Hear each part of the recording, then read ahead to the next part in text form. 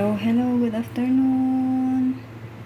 Done na yung aking cinnamon. Lagyan na lang yan mamaya ng decoration kung gusto nila. Yan ang aking homemade cinnamon. Yum, yum, yum, yum. Yan, na-miss nila yung gawa ko kaya pinagawa na naman ako yung mga bata. At si Amo, gustong gusto nila yan. Yung gawa ko. Yan. Hindi lang yan yung ginagawa ko, mga cheese bread, ganun, cupcake.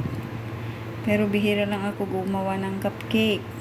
Kasi wala akong oras. Ito kasi madali lang din.